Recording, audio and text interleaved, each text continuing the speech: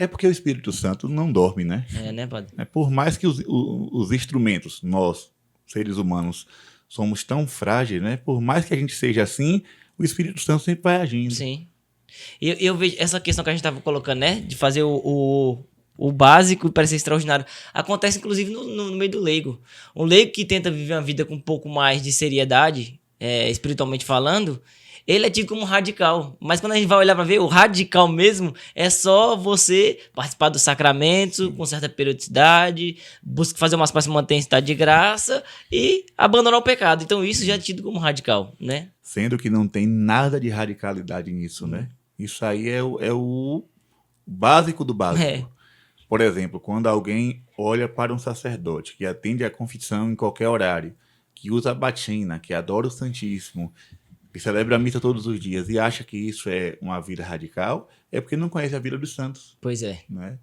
Radical é um Padre Pio, radical é um Santo Antônio de Pádua, radical é um São Francisco de Assis. Estes homens que foram além do comum.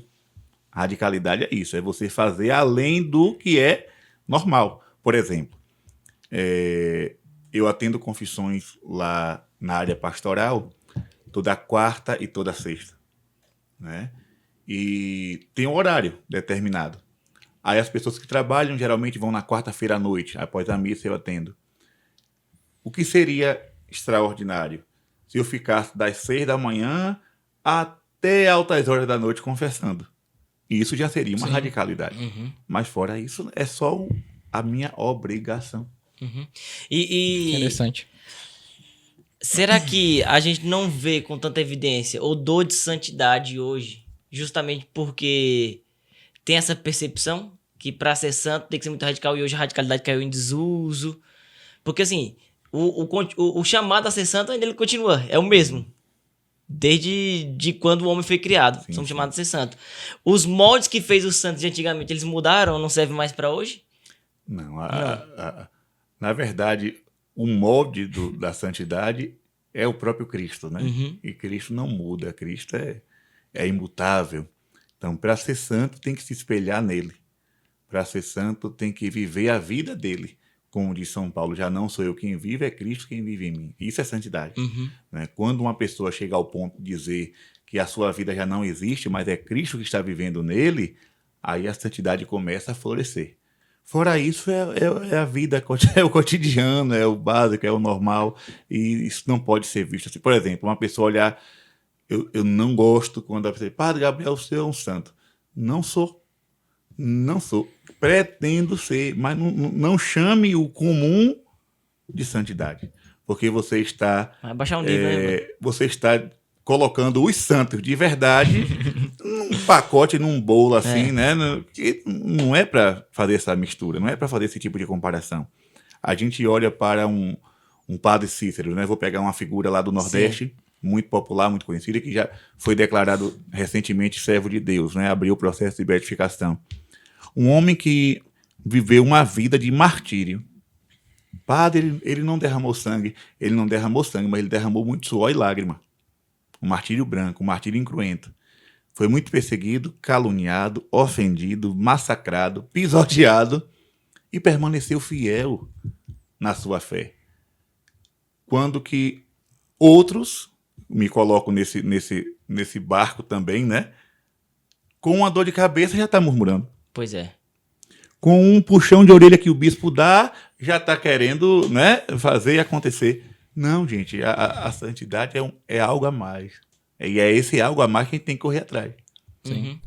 Ô padre, eu acho que hoje também o alcance que a internet deu para nós, né, dar-nos a possibilidade de sair dos limites da nossa realidade, porque às vezes assim, você não tem um exemplo de um padre que seja de fato fiel à doutrina, fiel à Santa Igreja ali, que demonstre essa radicalidade, e hoje o senhor, né, por graça de Deus, é conhecido em muitos lugares no Brasil. Eu queria saber como é que foi, assim, quando é que o senhor percebeu, nossa, tô chegando em outros lugares agora, como é que foi que estourou, assim, fala, Padre Gabriel chegou, passou a fronteira do meu estado?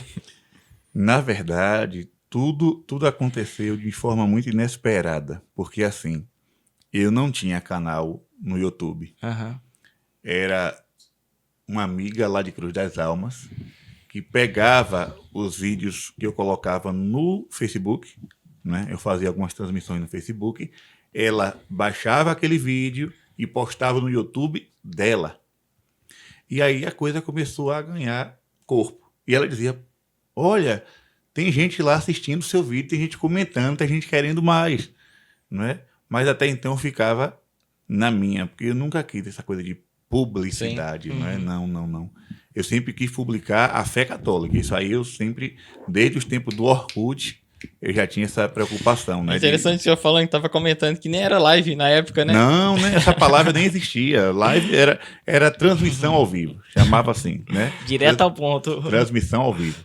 E ali eu fazia no intuito de tornar a fé católica mais conhecida, tornar a igreja mais amada, tornar Jesus mais amado, adorado. Mas é aquela coisa, né?